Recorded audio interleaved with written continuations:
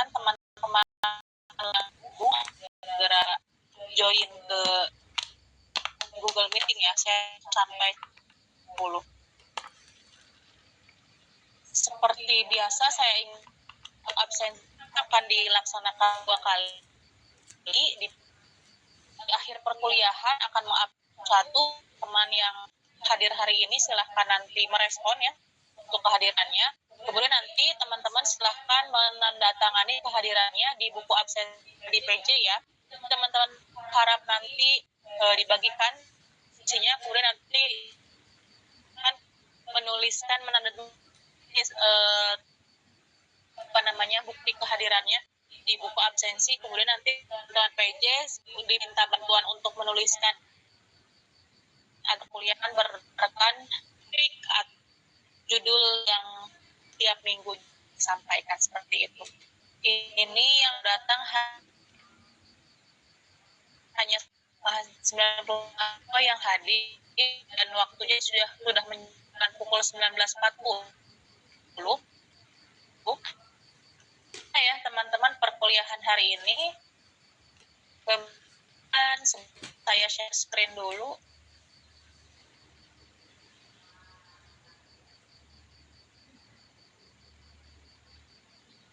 Untuk screen saya, apakah sudah terlihat?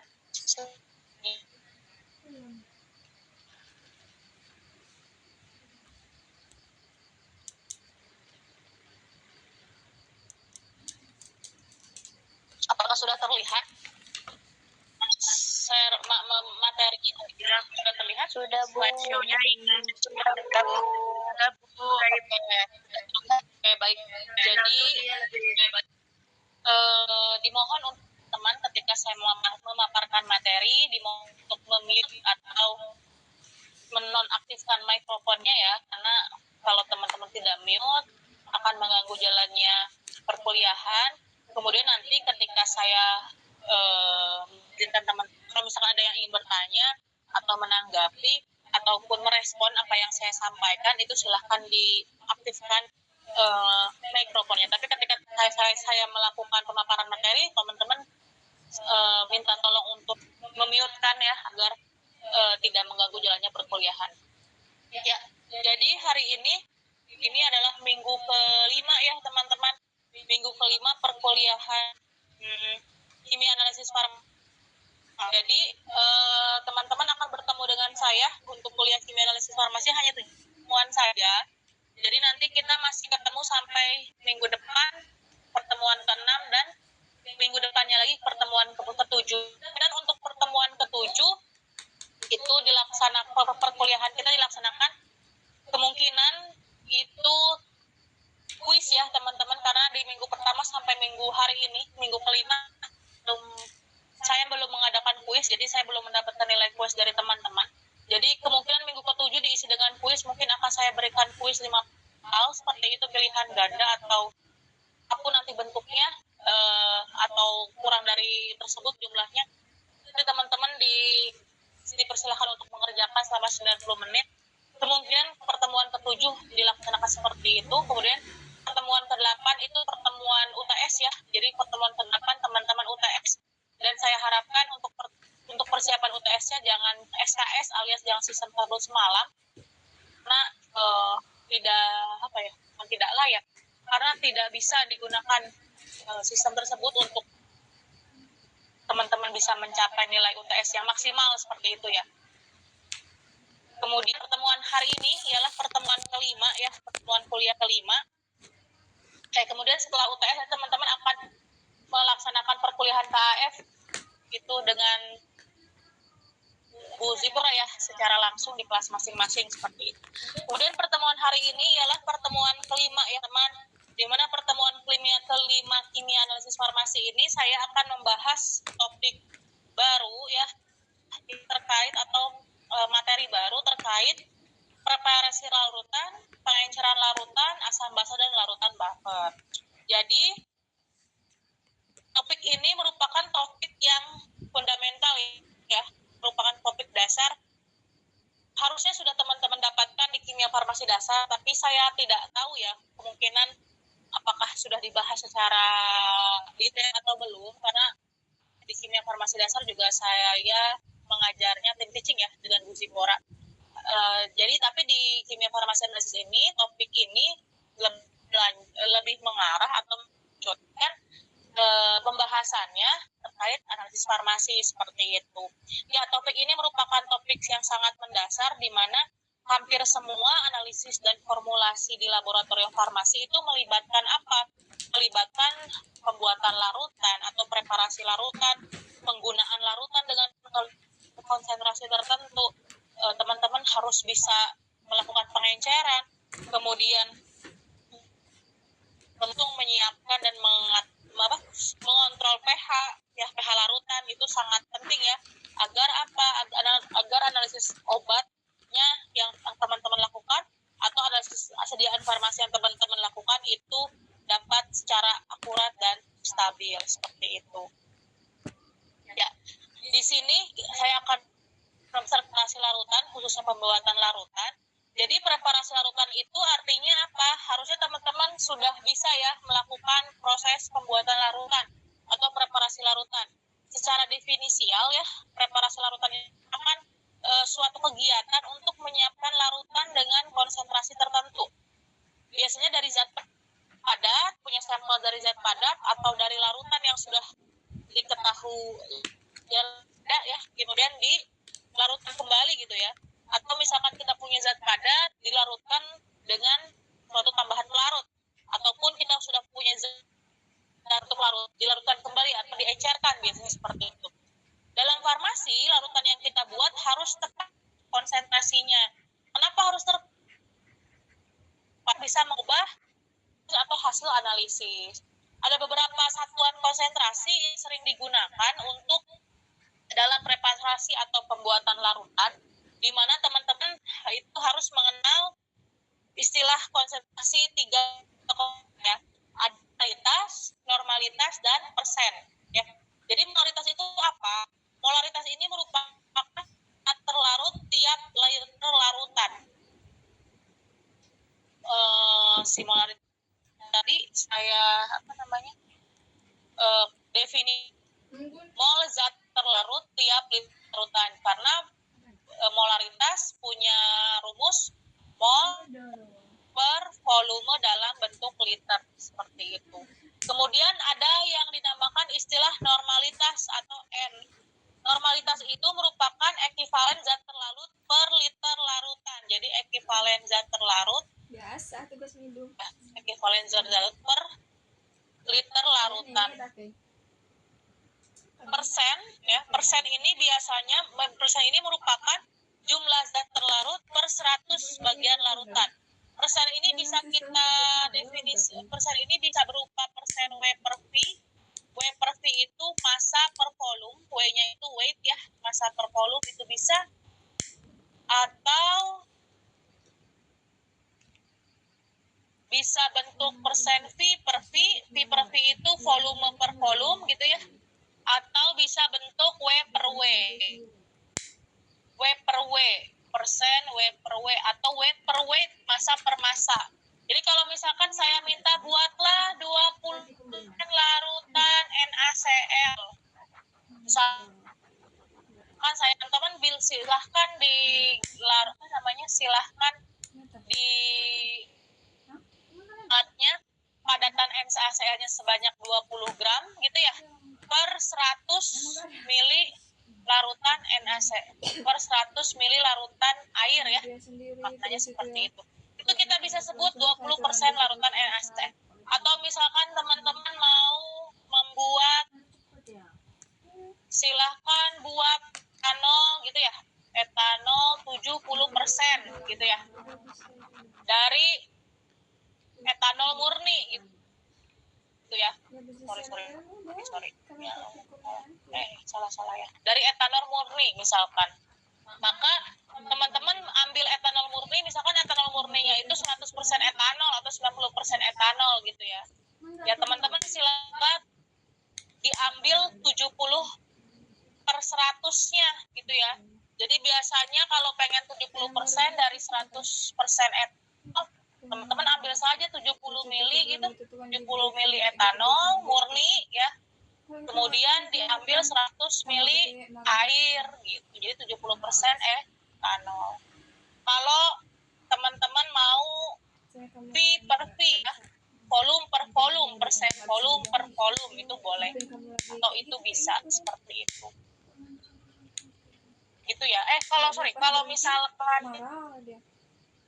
W per W gimana? Kalau misalkan W per W itu masa ya. Jadi biasanya kalau apa ya? Kalau mungkin teman-teman bisa cari persen W per W itu seperti apa. Sekarang kalau misalkan di sini contoh soalnya kita ingin membuat larutan basa NaOH 0,1 molar sebanyak 250 ml volumenya. Maka apa yang kita lakukan, misalkan teman minta membuat larutan NaOH sebanyak 250 ml larutan dengan konsentrasi 0,1 molar. Kan tahu NaOH dalam suatu laboratorium bentuknya berbentuk suatu padatan. Maka untuk membuat larutan 0 molar, maka teman-teman mencari molnya terlebih dahulu, mol NaOH terlebih, karena mol NaOH bisa dicari dari massa per mR. Dan tadi kita bisa mencari molnya terlebih dahulu. Ya, karena di sini adanya atas, maka kita harus mencari hubungan molaritas dengan mol. Molaritas sama dengan mol per volume dalam bentuk liter seperti itu. Jadi kalau punya molaritas 0,1, molnya itu ditanyakan, volumenya itu 250 mili, volumenya ini harus diubah ke dalam bentuk liter ya. Jadi 250 mili bagi 1000, liter sama dibagi 1000, maka hasilnya 0. Maka di sini mol per volume, molnya volumenya di sini 0,25 liter, sehingga teman-teman bisa mencari molnya dengan cara 1 dikali 0,25 hasil 0,025 mol. Dari rumus mol ini atau dari dari mol yang teman-teman dapatkan ini, teman-teman bisa masukkan untuk mengetahui berapa massa yang diperlukan untuk membuat NaOH, massa NaOH yang diperlukan untuk membuat NaOH 0,1 molar ya, dengan volume 250. Teman-teman bisa masukkan di sini. Karena mol itu sama dengan massa per mR, berarti kalau nyari massa NaOH yang diperlukan, tinggal dikali silang, massa sama dengan mol dikalikan R. Molnya 0,025. Silahkan cari MR dari NaOH gitu ya.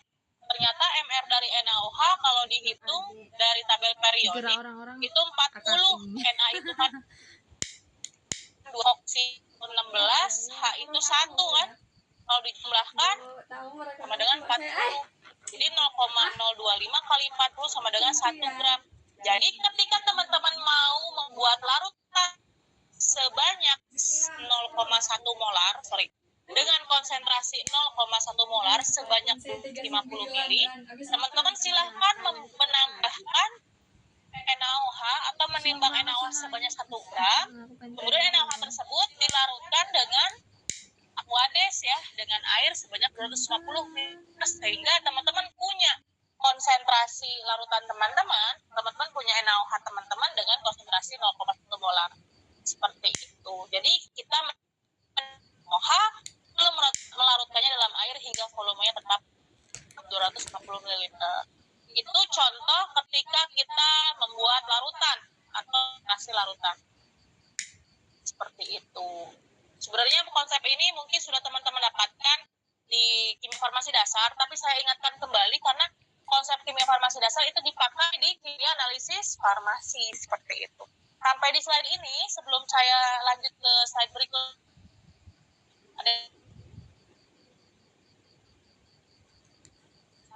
sampai slide ini tanyakan? Cukup Ibu. Cukup ya. Oke, kita lanjut ya. Oke, kita lanjut ke konsep yang kedua ya. Konsep yang kedua yaitu konsep setelah preparasi larutan, teman-teman juga harus mampu memahami dan melakukan ya kegiatan terkait pengenceran larutan. Nah, apa itu pengenceran larutan? Jadi selain teman-teman pembuatan atau pembuatan larutan ya, kalau pembuatan kan identiknya dengan dari zat padat teman-teman larutkan gitu ya menjadi suatu dari suatu sampel padat teman-teman larutkan dengan gitu ya, entah itu bisa air, etanol dan sebagainya sehingga membentuk suatu larutan. Itu namanya pembuatan larutan atau preparasi larutan. Tapi kalau misalkan teman-teman ingin membuat larutan selain dari zat, misalkan ingin membuat larutan dari larutan lain, misalkan dari larutan lain ya, ingin membuat larutan dari larutan lain lah, itu namanya bukan pembuatan larutan lagi, tapi namanya pengenceran ya. Karena kalau misalkan kita punya suatu larutan tapi dilarutkan kembali, artinya diencerkan kembali itu. Karena jadi selain membuat larutan dari zat padat, seringkali membuat larutan itu kita perlukan dari larutan stok gitu. Artinya apa? Bukan pembuatan larutan lagi, tapi namanya pengenceran ya. Jadi seringkali di laboratorium teman-teman memerlukan pengenceran larutan. Nah, itu dari larutan apa? Dari larutan stok yang lebih pekat. Misalkan apa? Misalkan larutan HCl, H2SO4. Kalau teman-teman lihat di laboratorium, HCl, H2SO4 itu terbentuk larutan pekat, berupa satu larutan pekat. Nah, biasanya teman-teman ingin membuat larutan HCl 0,1 molar dari HCl murni. HCl murninya itu HCl pekat lah, HCl dari larutan HCl stok gitu ya. HCl stoknya itu HCl pekat. Nah, biasanya itu namanya apa? Namanya pengenceran. Nah, rumus pengenceran ini satu rumus ini M1V1 sama dengan V2. M1 itu merupakan konsentrasi larutan stok, volume larutan stok yang diambil. M2-nya itu konsentrasi larutan kita inginkan. V2 volume akhir setelah diencerkan. Misalkan kita pengen 100 ml HCl 1 molar dari HCl 1 molar. Misalkan di laboratorium kimia di Stikes Adila, teman-teman di lab tarik asam Nusantika misalkan sudah memiliki larutan stok HCl 1 molar. Nah, teman-teman buat larutan HCl 0,1 molar dari larutan stok tersebut. Nah, teman-teman diminta membuat HCl 0,1 molarnya sebanyak 100 ml dari HCl 1 molar dari larutan stok di lemari asam. Apa yang teman-teman lakukan? Teman-teman tinggal pakai rumus ini. Jadi misalkan sampaikan ya, teman-teman punya larutan stok HCl-nya misalkan 1 molar ya.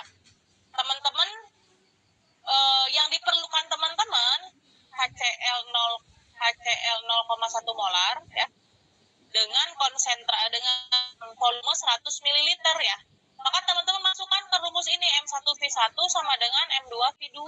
Jadi saya kan M1 konsentrasi larutan stok. Nah, konsentrasi larutan stok ini teman-teman ambil 1 molar.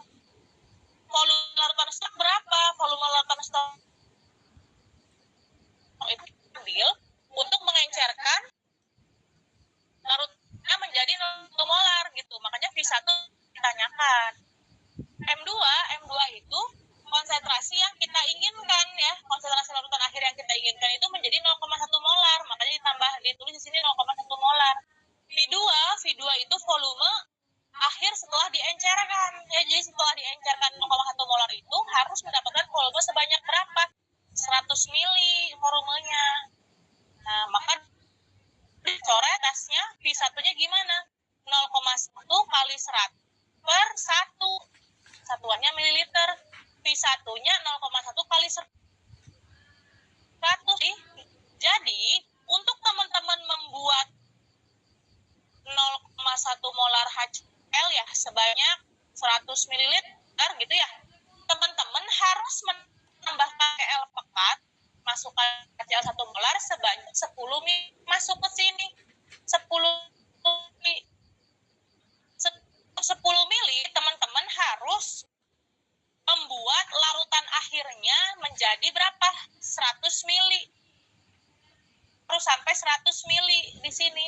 Berarti teman-teman harus aquadesnya sebanyak berapa yang ditambahkan seluruhnya 100 mili. 100 dikurangi 90 mili aquades gitu.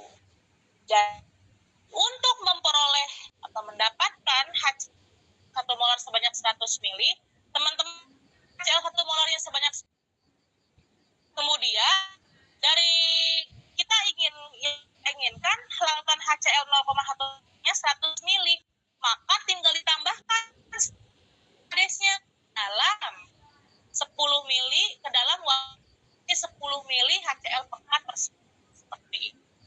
Atau teman-teman bisa dibaca ini, artinya kita ambil 10 mili HCl 1 molar ya, kita ambil 10 mili HCl 1 molar lalu tambahkan aquades hingga volume 100 mili. Tadi saya sampaikan tambahkan aquades hingga volumenya menjadi 100 mili. Kalau tadi volumenya 100, HCl-nya udah nambah 10, berarti tambahin aquadesnya 90 mili. Seperti itu untuk pengenceran larutan. Jadi jangan keliru ya.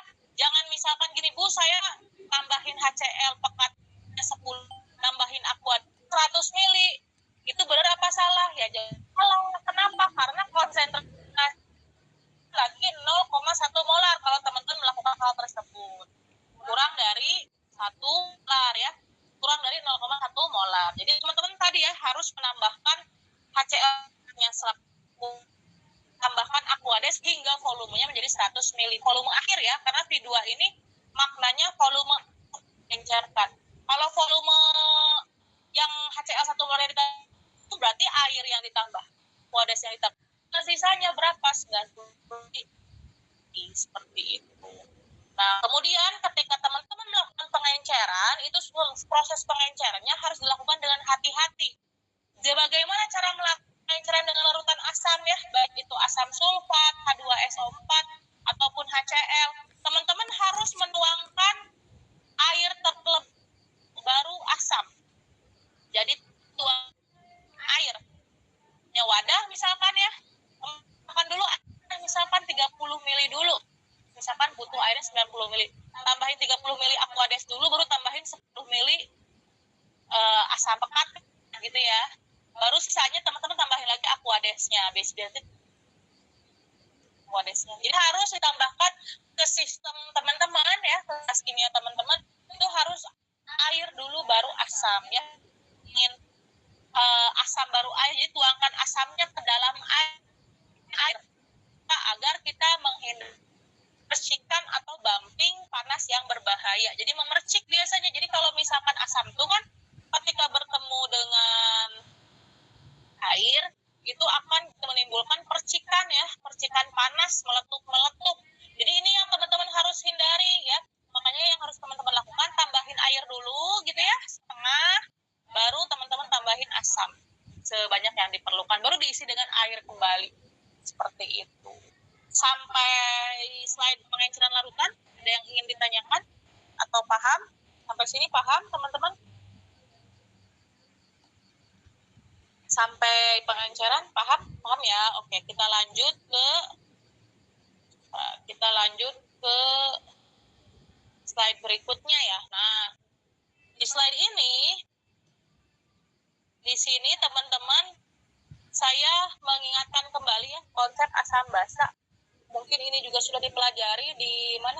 Di KFD, Kimia Farmasi Dasar, tapi yang konsep ini digunakan juga di KEAF ya, Kimia Analisis Farmasi ya, karena teman-teman kan nanti atau mungkin sedang melakukan titrasi asam basa dan sebagainya untuk praktikum dan sebagainya gitu ya. Jadi teman-teman harus paham konsep asam basa terlebih dahulu. Atau saya ingatkan ya konsep ini lagi.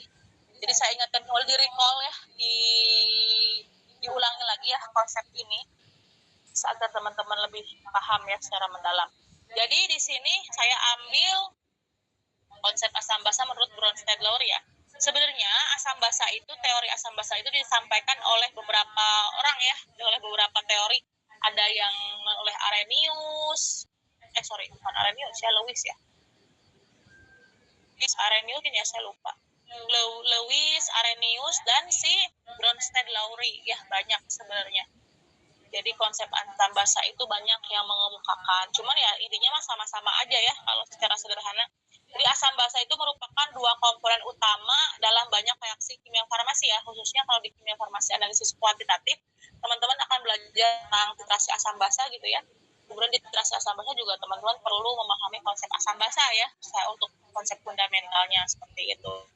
Nah, kata si Bronsted-Lowry, asam itu suatu senyawa spesies donor proton. Sebenarnya kalau ada H-nya berarti dia merupakan suatu asam. Contohnya kalau teman-teman di sini kan kalau kata si Bronsted-Lowry, asam itu merupakan donor proton, pemberi proton otomatis. Kenapa dia disebut donor proton atau pemberi proton? Ya dia memiliki ion H+ gitu ya. Kalau misalkan asam itu contohnya yang ada H-an, HF, HI, apalagi HNO3, H2SO4, H3PO4 gitu ya. H2SO3, CH3COOH itu juga asam ya. Dari siapa? Dari H-nya, dari OH-nya. Kemudian apalagi HCl, udah ya, HCl, HClO4, HClO3, apalagi HBr, dan lain sebagainya. Pokoknya ada H-nya, ada H, spesies H, itu berarti asam. Kalau basa itu penerima proton. Nah, penerima proton itu akseptor proton ya. Tapi kalau misalkan secara lebih sederhana, teman-teman ingat aja, kalau basa berarti yang mengandung spesies OH- ya, ketika dilarutkan dalam air, misalkan yang ada OH-OH-nya, NaOH, MgOH 2 kali, apalagi CaOH 2 kali, ZnOH 2 kali, masih banyak lagi LiOH, HOH ya, NH4OH dan sebagainya, masih banyak lagi. Pokoknya ada spesies OH-OH, mana ya?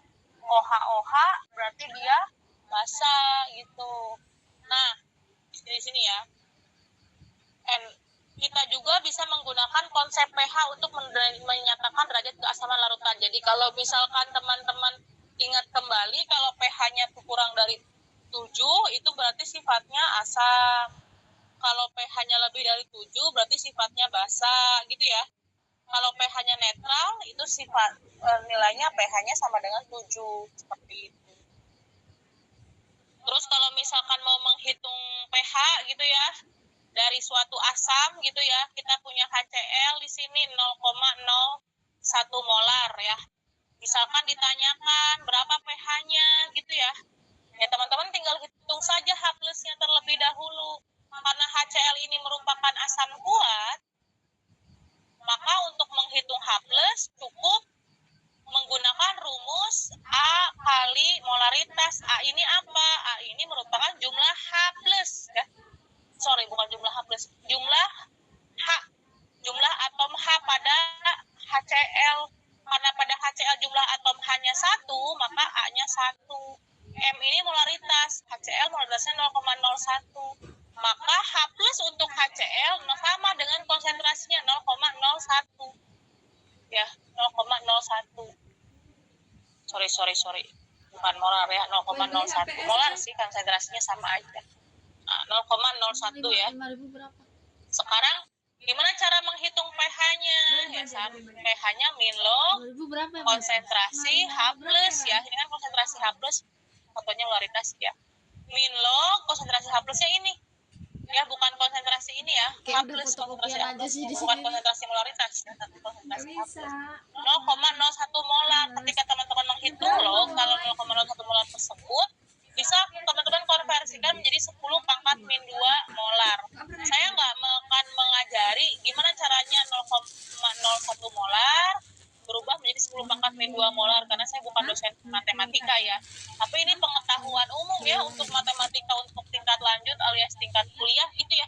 Jadi kalau misalkan dibuat ke dalam satu pangkat minus ya logaritma gitu, kalau 0,01 gitu ya teman-teman, 0,01 itu setara sama 1 ya, 1 dari sini dikali 10 nolnya ada berapa?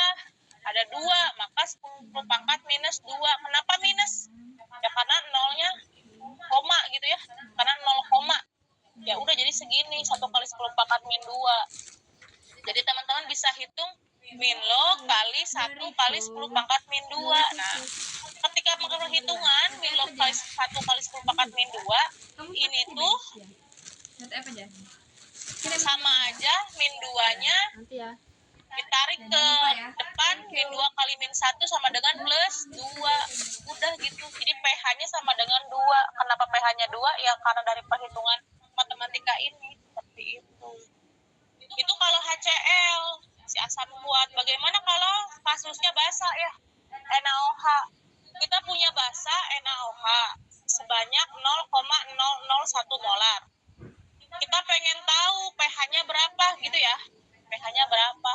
Teman-teman kalau basa, karena NaOH itu basa, maka kaitannya bukan H+ lagi, tapi OH-. Jadi teman-teman cari konsentrasi OH-nya ya. Konsentrasi OH- karena ini NaOH itu basa kuat ya, maka cara mengetahui atau menghitung konsentrasi OH- tinggal pakai rumus B dikali molaritas ya. B itu apa? Jumlah OH. Jumlah OH pada basa ya. Karena NaOH ini jumlah OH-nya cuma 1 ya, maka di sini B-nya 1 dikali M-nya. M-nya itu molaritas. Molaritasnya 0,001 molar ya. Jadi hasilnya sama, 0,001 molar konsentrasinya.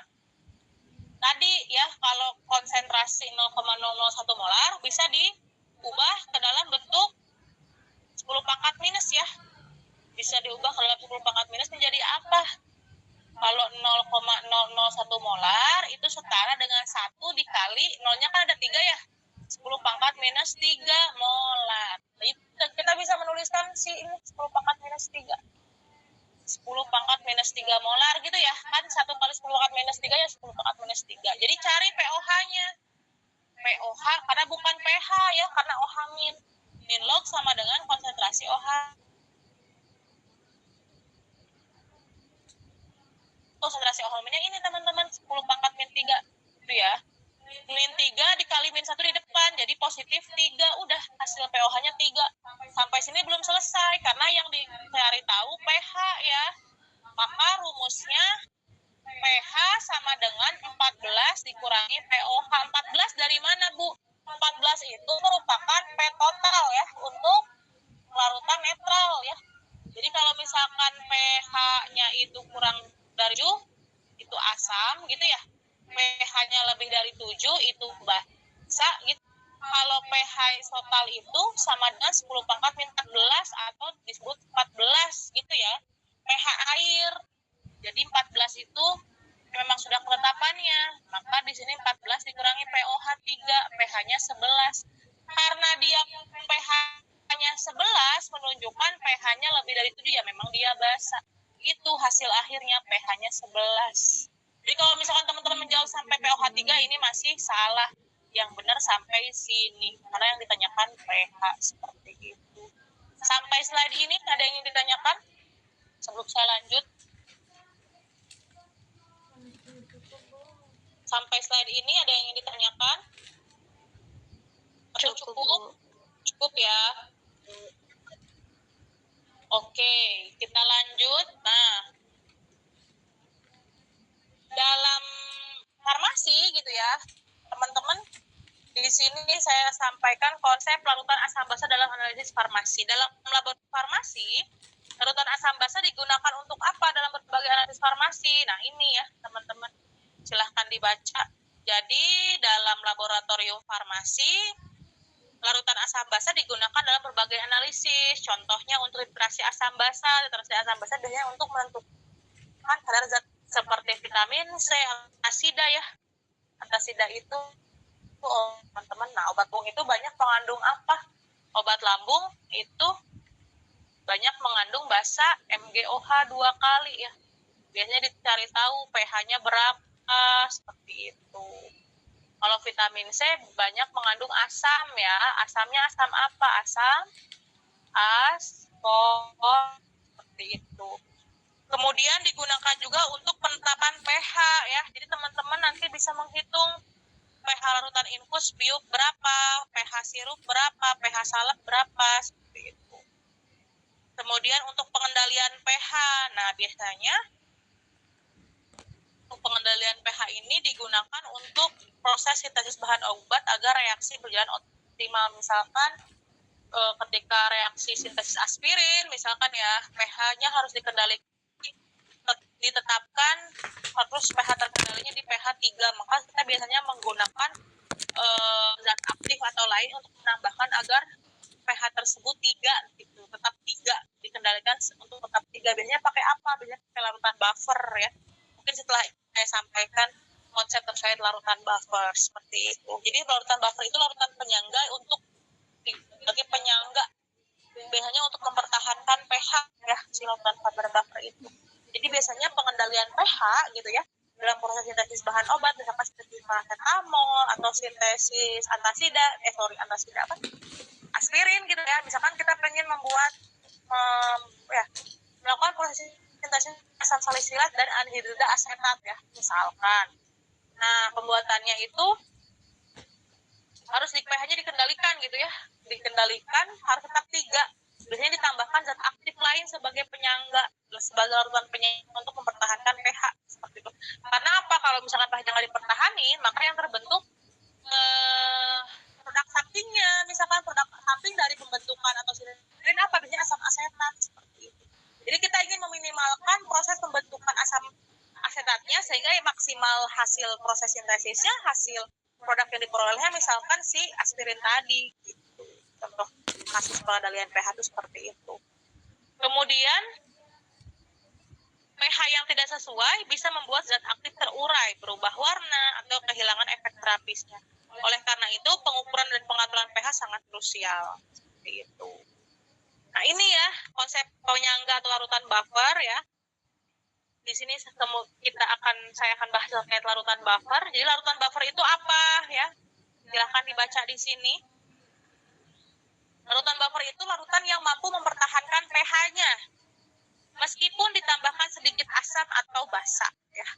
Si buffer itu terdiri dari, ini untuk pada umumnya ya, bisa bentuknya asam lemah dan garamnya, misalkan punya asam lemahnya CH3COH, garamnya CH3CONA, yang penting dia mirip si kembar CH3COH sama CH3CONA, kan mirip ya, sama-sama ada CH3COO-nya.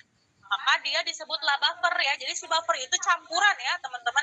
Larutan buffer itu pasti campuran dari asam lemah atau garamnya atau basa lemah atau garamnya.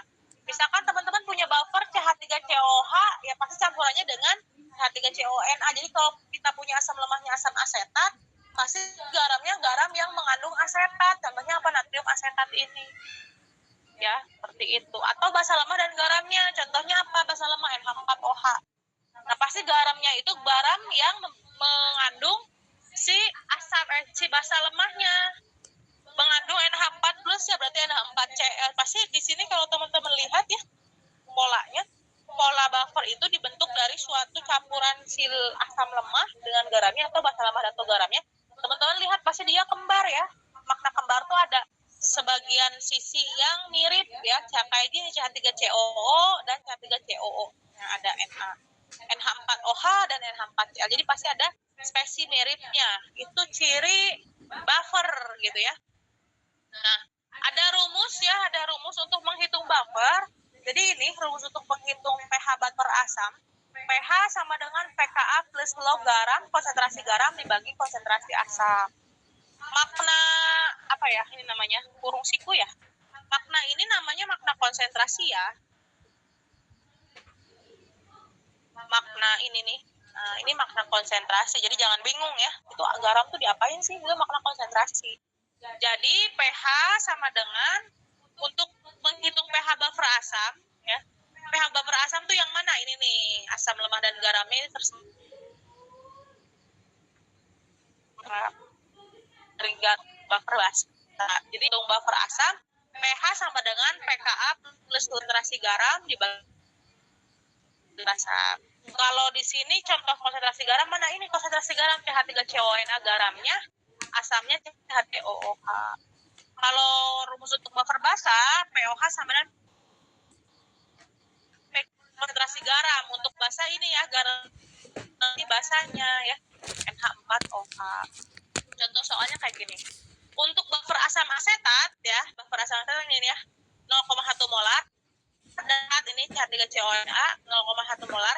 Diketahui pKa-nya 4,76. Maka cari pH-nya berapa? Itu teman-teman bisa menghitung pakai rumus ini langsung. pH sama dengan pKa, pK-nya diketahui di soal ya 4,76. Terus log konsentrasi asamnya itu 0,1 gitu ya. Konsentrasi garam dulu ya. 0,1, konsentrasi asamnya 0,1. Log 0,1 per 0,1 kan 1 kan log 1 itu 0 gitu ya. Jadi 476 ditambah 0 ya 4,6. Biasanya kalau teman-teman menghitung di kimia analisis farmasi ya seperti perhitungan log-log ini, teman-teman silahkan boleh pakai kalkulator. Tapi kalkulatornya jangan kalkulator handphone ya teman-teman, kalkulator saintifik. Jadi kalau misalkan nanti UTS, silahkan bawa kalkulator saintifik ya, diperbolehkan untuk menghitung perhitungan seperti ini ya. Jadi jangan pakai handphone. Nanti kalau UTS mau kalkulator saintifik sendiri ya. Seperti itu. Jadi larutan ini akan memiliki, jadi larutan buffer gitu ya, memiliki pH sekitar 4,8 dan tetap stabil meskipun ditambah sedikit asam atau basa. Seperti itu. Nah, fungsi buffer dalam farmasi seperti apa? Larutan buffer itu penting ya di dunia farmasi karena tadi ya untuk menjaga kestabilan kimia dan bioaktivitas obat ya. Contohnya dalam beberapa aplikasi ya. Contoh larutan buffer dalam aplikasi farmasi itu biasanya pada apa? Pada larutan infus dan injek. Jadi biasanya pada larutan infus atau pada injeksi obat itu pH-nya misalkan dijaga agar sesuai dengan kondisi fisiologis tubuh. Misalkan pH larutan infus itu harus berada di sekitar 7, ya kita pakai zat aktif berupa larutan buffer ya untuk ke dalam larutan infus ketika proses pembuatan larutan infus. Untuk apa? Untuk mempertahankan pH-nya. Atau misal adanya larutan buffer pada obat tetes mata dan hidung biasanya. Pada obat tetes mata gitu ya, itu pakai buffer fosfat ya. Buffer fosfat menimbulkan iritasi. Jadi pakai buffer fosfat jadi dalam larutan obat dalam obat tetes mata ketika pembuatan obat tetes mata tersebut ditambah larutan buffer fosfat.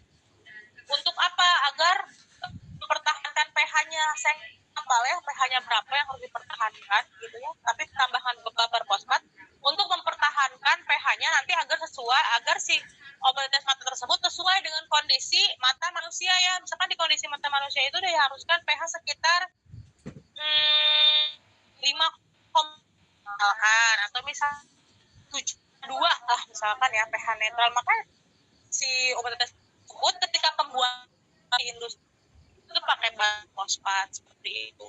Atau juga contoh lain ini pada sediaan oral, misalkan pada sediaan suspensi, sirup, si buffer, larutan buffer ditambahkan untuk mencegah apa? Untuk mencegah degradasi zat aktif yang sensitif terhadap perubahan pH. Jadi misalkan teman-teman kalau lihat obat suspensi gitu ya, suspensi kan sirup keruh gitu, sirup keruh tersebut harus bertahan harus di pH ketika bentuknya suspensi itu harus di pH 7,8. Nah ternyata ketika ya untuk mempertahankan pH tersebut, pH sirup suspensi tersebut gitu ya, tambahkan buffer untuk mencegah degradasi itu penghancuran ya zat aktif. Jadi kalau misalkan dia pH-nya enggak dengan yang seharusnya, kemungkinan zat aktifnya hancur, akan rusak gitu ya. Kalau zat aktif berarti obatnya sudah tidak sudah tidak cocok ya, sudah tidak tepat, sudah bukan sediaan yang tepat sasaran lagi karena tadi zat aktifnya udah rusak ya. Jadi untuk mempertahankan agar tidak terjadinya degradasi, ya harus ditahan dengan penambahan buffer, contohnya seperti itu.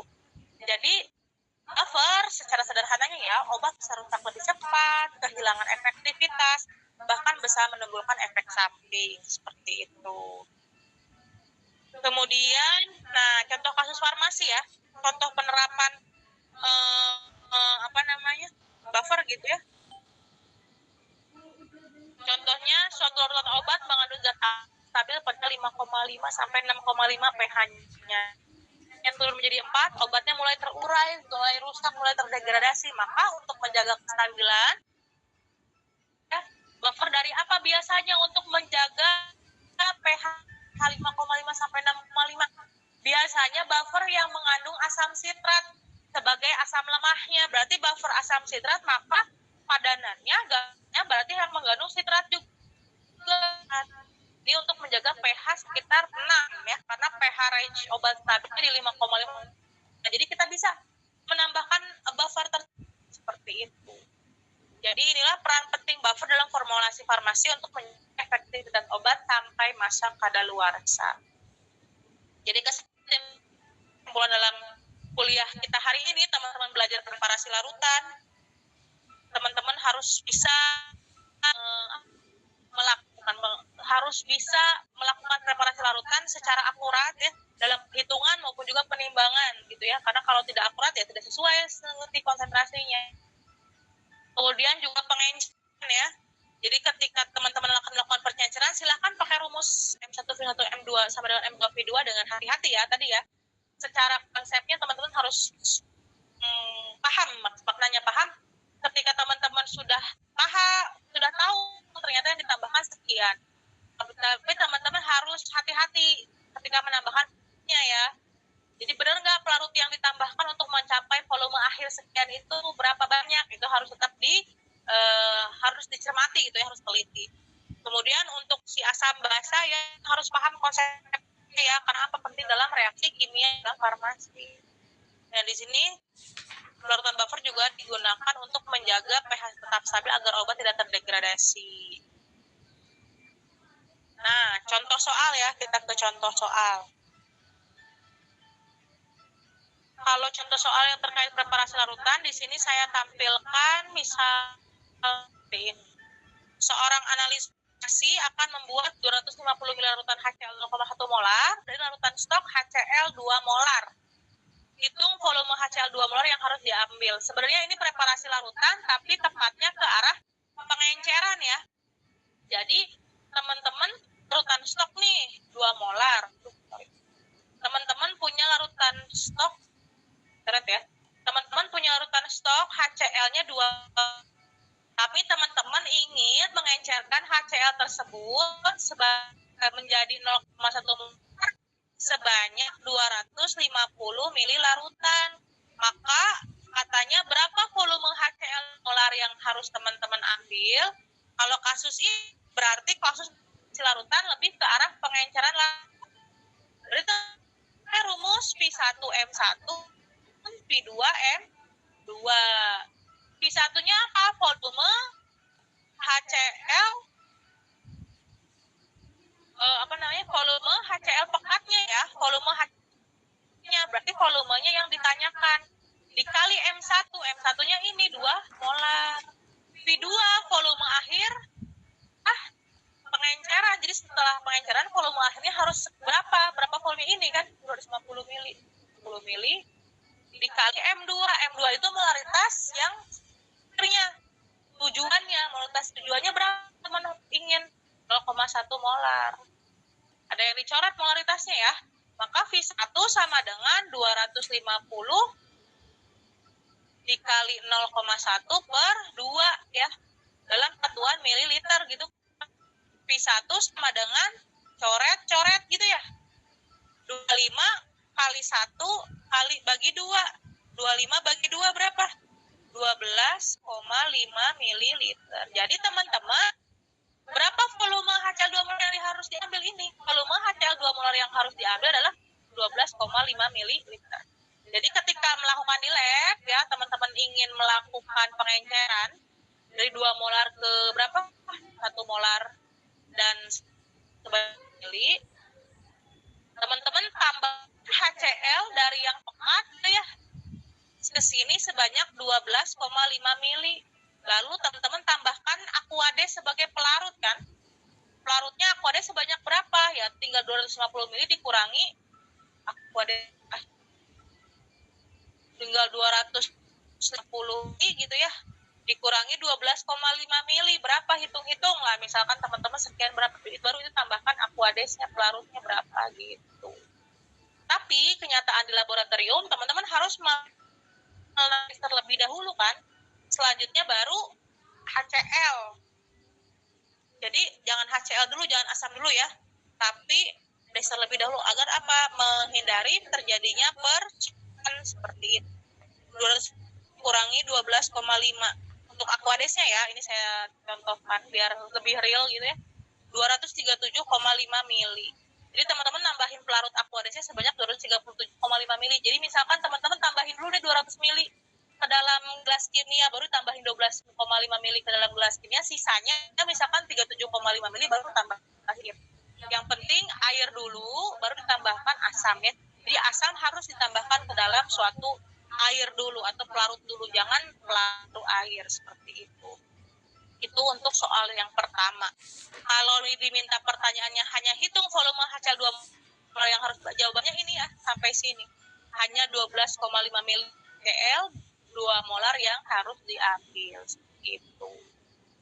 Sampai sini, sampai contoh soal nomor 1, paham? Atau apa ada yang ingin ditanyakan, silahkan. Yang belum paham. Sampai soal nomor 1. Sampai sini paham? Paham Ibu? Oke, paham ya. Lanjut kita ke soal yang kedua ya, pH larutan buffer. Hitung pH dari larutan buffer yang terdiri dari atas asam asetatnya 0,2 molar, natrium asetatnya 0,1 molar, pKa-nya udah diketahui 4,76. Teman-teman tinggal pakai rumus ini ya.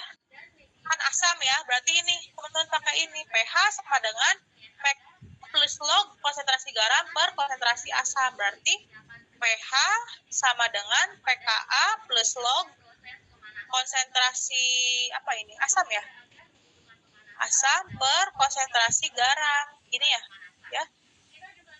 garam, benar nggak? Saya sekarang kebalik ya, garam dulu baru asam. Sorry. Di sini konsentrasi garam gitu ya. Di sini konsentrasi dibagi konsentrasi asam. Tinggal dihitung pKa-nya ini 4,76 ditambah log garamnya. Ingat harus membedakan ya, asam asetat otomatis asam. Ini garamnya 0,1 per 0,2 ya. Dibagi ya udah 0,1 bagi 0,2 berapa? 0,5. 0,1 bagi 0,2 0,5. Berarti cari log 0,5. Jadi kalau kayak gini perhitungannya harus pakai kalkulator ya. Log 0,5. Jadi sini 4,76 plus log 0,5. Nah, berapa 4,76 plus log 0,5. 0,5 itu minus 0,3 ya. Log 0,5 itu sama dengan minus 0,3. Jadi 4,76 dikurangi 0,3. Jadi harus pakai kalkulator ya teman-teman kalau mau hitung ini, sama dengan 4,46 pH-nya. Udah ini hasilnya seperti itu. Jadi pH larutan buffer tersebut adalah 4,46. Seperti itu. Sampai sini ada yang ditanya? Ya kan? Cukup ya. Kalau cukup, nah ini saya kasih jawabannya. Disilahkan kalau misalkan ada yang masih bingung, dicek kembali ya. Jawaban ini nanti akan saya bagikan handout materinya di grup gitu. Kemudian ada tugas di rumah, jadi teman-teman silakan ya dijawab dua ini. Jadi ada dua tugas. Yang pertama silakan dijawab dua ini. Yang kedua teman-teman kan dijawab 5 soal ini, jadi ada 7 ya tugas di rumahnya. Kemudian terkait pengumpulan tugasnya di Edeling ya, di Edeling tuh diisi akad. Jadi kalau misalkan ada beberapa mahasiswa yang saya juga nggak tahu, kalau misalkan teman-teman ada yang nggak bisa submit isi akad, itu nggak tahu errornya di mana. Yang jelas bukan ranah saya ya, karena kalau di sistem yang nggak bisa submit, biasanya teman-teman harus lapor dulu ke Pak Surni, ke bagian IT. Tapi kalau misalkan setelah Pak Surni otak-atik masih belum submit juga, mungkin memang dari sistemnya teman-teman nggak bisa submit. Cuman ada beberapa masih 1-2 orang lah yang nggak bisa, itu silahkan bikin bukan bukti ya, hasil pekerjaannya, hasil tugasnya, jawaban tugasnya melalui langsung dikirim ke rumah saya. Karena kan saya ini posisinya lagi kuliah S3. Saya ini di Jogja ya, jadi kadang-kadang saya memang beberapa waktu di Jogja teman-teman, beberapa untuk melaksanakan kuliah, dan tapi saya sering pulang ke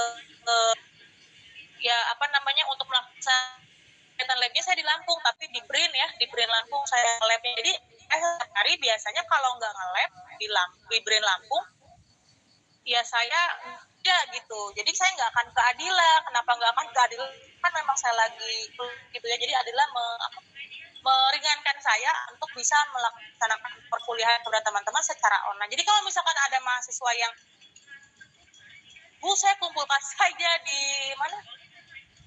Di Adila, mau dikumpulkan di Adila, mau diperiksa sama siapa? Toh juga saya pun kalau pulang ke Lampung, kenapa nggak ke Adila? Kan saya juga pulang ke Lampung sekali ya, teman. Maksudnya nggak full di Lampung. Saya kan sering juga ujian di Jogja, seminar hasil komprehensif saya di Jogja di UGM. Jadi kalau teman-teman ada yang menegosiasi, Bu, saya mau mengumpulkan saja di kampus. Kamu mau mengumpulkan di mana? Saya sudah tidak mendapatkan meja dosen di kampus ya teman-teman, karena posisi saya juga sedang kuliah lagi.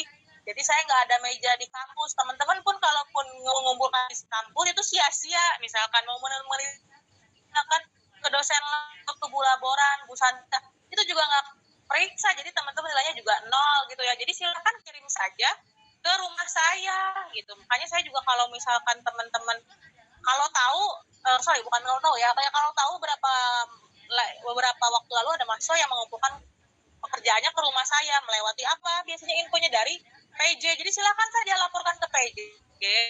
Kalau misalkan ada link saya nggak, ini Bu, pasti PJ-nya akan memberi saran, silakan kirim ke rumah Bu Amel dengan alamat yang diberikan juga untuk teman-teman PJ, saya share kok. Jadi nanti akan diperiksa juga ya. Jadi jangan kok ngotot gitu. Kalau saya nggak ngotot, maksudnya gini, jadi mahasiswa tuh kadang-kadang yang butuh siapa? Saya kan nggak butuh juga. Kalau mau ngumpulin tugas monggo, kalau nggak juga nggak apa-apa. Saya kan nggak kerugian nilai gitu ya. Jadi silakan saja, saya sudah memberi kuliah online karena saya lagi nggak mungkin saya ke Adila, saya lagi S3 gitu. Maksudnya ngapain kamu mengumpulkan tugas di Adila? Itu ya. Jadi untuk teman-teman nanti pekerjaan ini atau tugas teman-teman nanti kumpulkannya submitnya di Edeling ya, disiakan. Kalau misalkan ada beberapa teman-teman yang nggak paham itu errornya kenapa kok nggak bisa submit tugas, itu silakan lapor dulu ke Pak Surni, Pak ini kenapa ya saya nggak bisa submit tugasnya dengan mata kuliah ini. Misalkan kalau dari Pak Surni juga sudah mengotak-ngatik sistemnya memang masih tidak bisa, silakan langsung saja kan ke alamat rumah saya. Seperti itu. Bisa ditanyakan ya ke PJ masing-masing. Saya biasanya ngasih info ke PJ kok. Nanti PJ-nya misalkan, karena kan kalau dari saya info itu satu arah, satu pintu. Saya nggak mau banyak WhatsApp dari yang lain gitu. Bolehnya dari PJ aja. Kalau mohon maaf mau minta, beberapa juga ada yang sudah seperti itu ya. Kumpulan tugas. Nah tugasnya kapan ya? Deadline-nya itu 1 minggu ya teman-teman. Deadline-nya 1 minggu. Sekarang kan tanggal 11 ya. Maka sebelum kita kuliah lagi hari Sabtu 17 Oktober 2025 jam 23.59 ya disiapkan akan pengumpulannya. Jangan melewati deadline ya, mepet deadline juga jangan, takutnya seperti itu. Sampai sini ada yang ingin ditanyakan? Sampai sini ada yang ditanya? Cukup Ibu. Ya, kalau cukup, kalau cukup, saya akhiri ya teman-teman untuk perkuliahan hari ini. Kita ketemu lagi minggu depan. Wassalamualaikum warahmatullahi wabarakatuh. Waalaikumsalam warahmatullahi wabarakatuh. Waalaikumsalam. Ke absen. Udah absen belum, Moy? Absen ya, Bu ya? Ibu, belum, Bu. Absen, Bu.